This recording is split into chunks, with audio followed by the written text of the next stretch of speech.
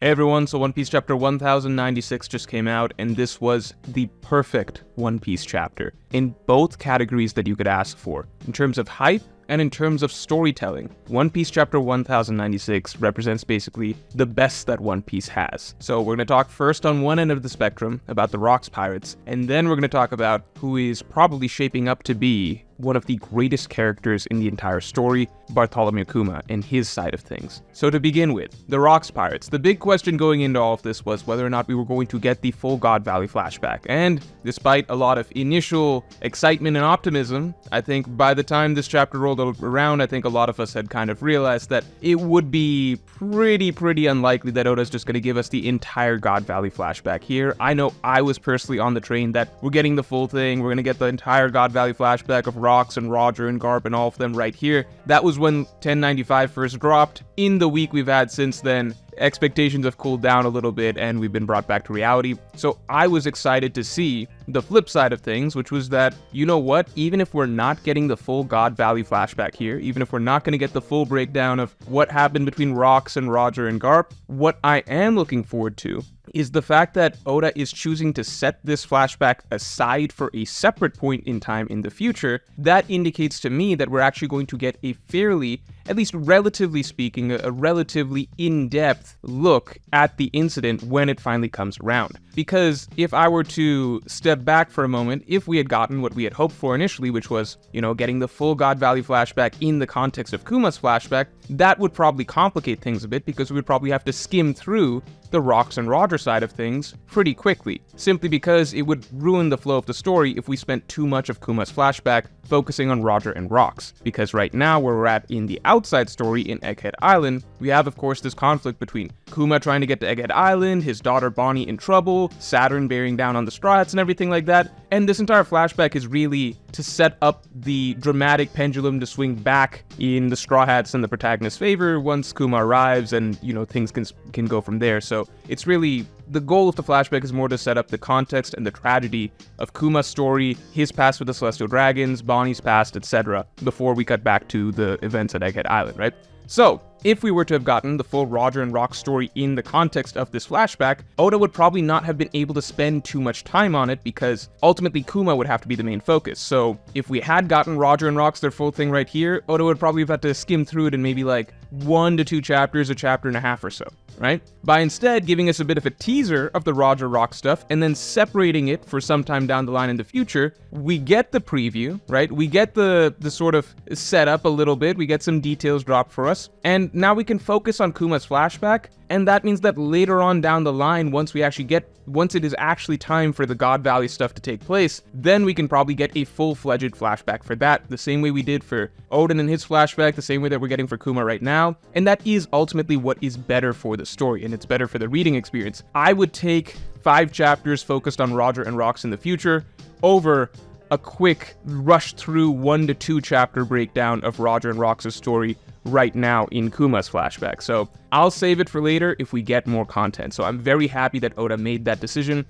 We're eager fans, we want to see what we want to see, but what is better for the story is better for the story. So save that stuff for later. I'm totally happy about that. On the other hand, what we did get out of the Rocks crew right here, I could not ask for anything better, because I genuinely did not think that we were going to get actual dialogue from Shiki, lines from all of these Rocks pirates that, we'd heard about, but had always just been sort of unknown names, unknown figures, like Captain John and stuff like that. But we actually got to see them, and we got to see them all interact. And I actually thought that it would be asking too much to have expected in the, the Rocks Pirates flashback to actually get such a full highlight, in-depth look at the entire crew. I thought that we would just be getting, a bit of Kaido here, a bit of Big Mom here, a bit of Whitebeard here, and then for the rest, probably just silhouettes or them, small panels of them doing things in the background. But that huge spread we got of all of these Rocks Pirates, including figures that we definitely did not expect to be part of the crew. I don't know anybody who thought that Gloriosa would be on the Rocks Pirates. I think a lot of people, including myself, believe that Shaki made sense simply because Oda had hinted in an SBS that Shaki was connected to Rocks, and we know that Shaki was a pirate 40 years ago, which fits this timeline. So interestingly, both Gloriosa and Shaki, so 2 former empresses of Amazon Lily, were both pirates at the same time, and both were apparently connected to Rox's crew, unless Oda is retconning some things here. Who knows? But I think that is extremely interesting. Just the rundown of figures that we got on Rox's crew. I have to say the most pleasant surprise for me was Shiki, just because I've gotten so used to thinking of Shiki as just this movie character, strong world character. It would be so weird to see Shiki from the movie back in the story again. Yet here he is, and he's, he's amongst his contemporaries, Kaido, Big Mom, and Whitebeard right now. And Whitebeard really does seem, at least from the way it was framed, he seems like not really the number 2 guy on the crew, but kind of the toughest guy on the crew right next to Rox. And the biggest aspect that's interesting to Rox that we see right off the bat is their disorder. I saw some people talking about how the Straw Hat Pirates and the Rox Pirates, they're kind of similar. No, they're not. They're not even close. The whole point is that they're totally different because the Straw Hats are actually friends. The Straw Hats are actually all united under Luffy, and they believe in Luffy, and they will follow Luffy, right? The Straw Hats are a tight-knit family. The Rox Pirates, from one single panel, one single interaction between the group of them, we can tell right away these guys are all in it for themselves, they're all going after their own treasure, they don't get along, they butt heads, and they have no respect for their Captain Rox. That might be going a little bit too far. Maybe they do have some level of respect, at least they're working underneath his, his flag, his title, but I don't think that they view Rox in the same light that the Straw Hat Pirates view Luffy. That being said, that was my favorite individual panel, I suppose, in the entire chapter, just seeing all the Rox Pirates in their prime.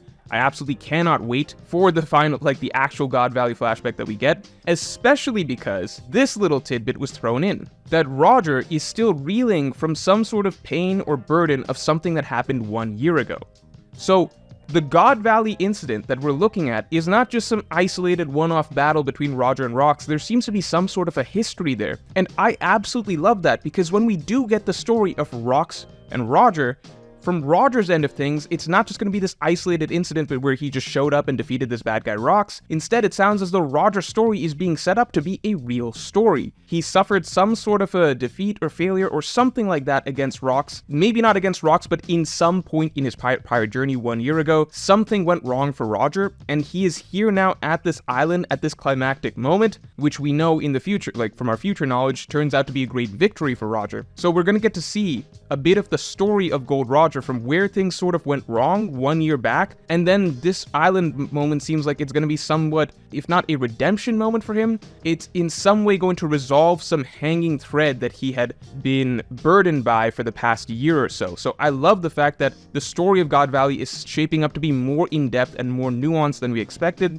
and it's shaping up Roger to have gone through an actual sort of arc, which I didn't really think that we would get for his character, since he's always been written as more of a just legendary, mythical, larger-than-life figure.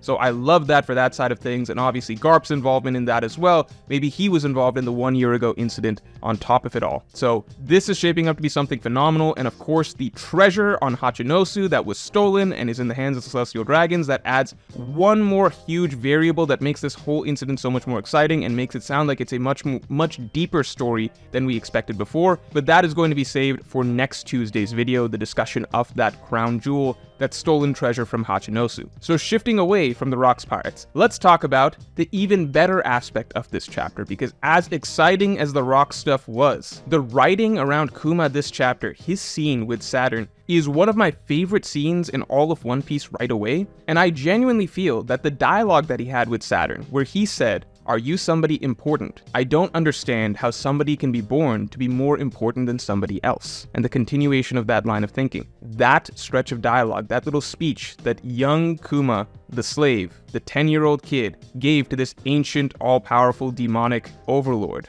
before moving on to then free everybody else that this overlord had been oppressing on this island. That little speech that Kuma gave is, in my opinion, the best phrased messaging that One Piece has had since Doflamingo's speech at Marineford. The idea that is expressed so beautifully and so simply in Kuma's words, "I don't understand how somebody can be born to be more important than somebody else." Why do I like that line so much? I think One Piece has a ton of fantastic messaging, right? And this is not to say that there hasn't been a ton of fantastic messaging since Doflamingo's speech at Marineford, right? I can look at, some of the things Otohime said. I can look at, Fisher Tiger's speech about how he couldn't learn to love the humans, but it's because of this demon inside of his heart, even though he knows that it is correct to try and move past it and love the humans. There is a lot of great messaging. However, the things that particularly stand out to me, and I think one of the reasons so many of us view Doflamingo's speech as something special, and similarly something like Hiriluk's speech as something special, is because these are moments in One Piece, lines of dialogue that you can extract outside the context of the story and just put it on a piece of paper somewhere on a wall or whatever, or on a website. Like, they're quotes that are universal, that anybody that reads them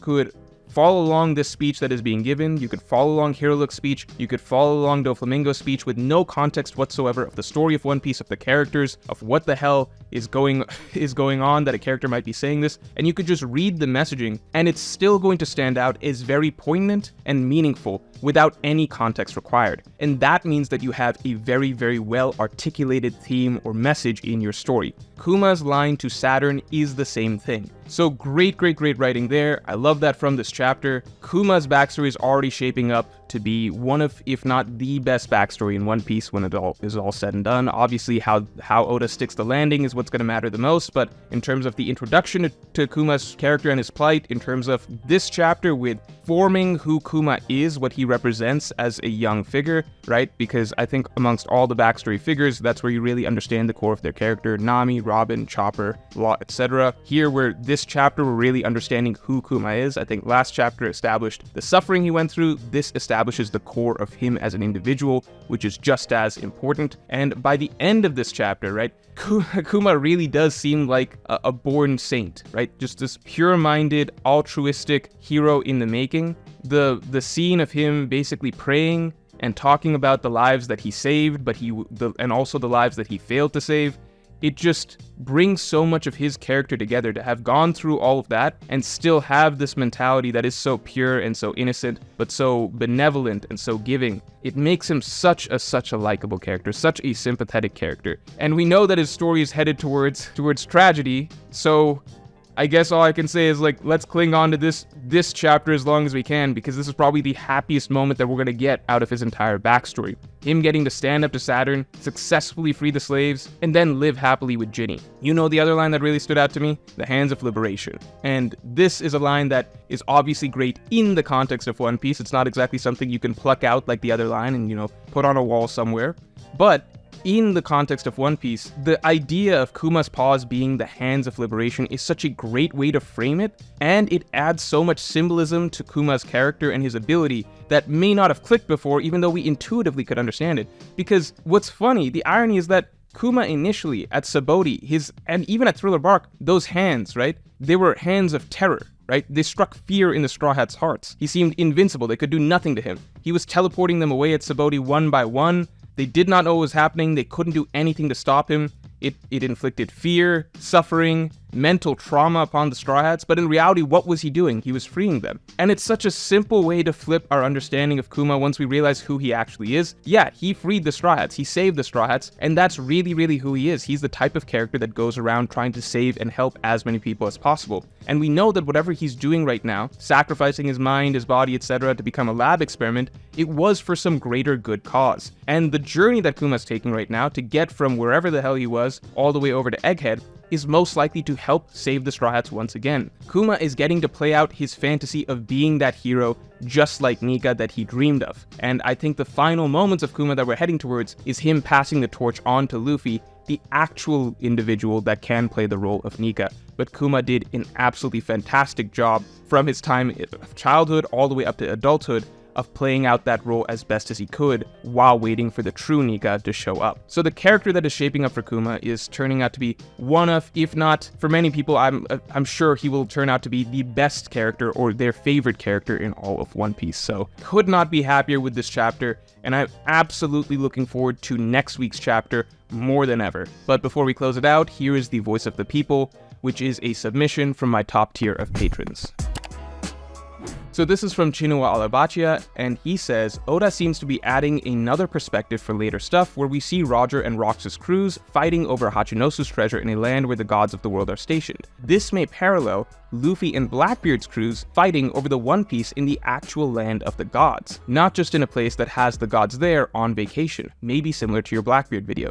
So if you go back to the Blackbeard analysis that I did years ago, I talked about how I still believed at that point in time that Blackbeard would be the final villain of One Piece, and I felt that it would make a lot of sense if the final battle of One Piece came down to basically Luffy and Blackbeard representing the two possibilities of what the dawn of the world could be, Luffy the bright side and let's say Blackbeard the dark side, and both of them essentially clashing at Marijua, where the victor of their battle would essentially dictate what shape the new era would take, right? So a final battle in the land of the gods to determine who is ultimately the one to be the one to create a new era without the gods, but to do so, they have to take down the other path, the conflicting path that is trying to swing things the other way. So I still like that idea, it's just that over time, Imu has begun to seem more and more and more like the greater overarching villain, even more so than Blackbeard. So while I still really like the idea of Luffy and Blackbeard having their final clash at Marijua, once everybody else is out of the way, and basically whoever wins that battle, that pirate is essentially the one that gets to dictate what the will of D and how that is achieved, what it means going forward from that moment of creating the new era.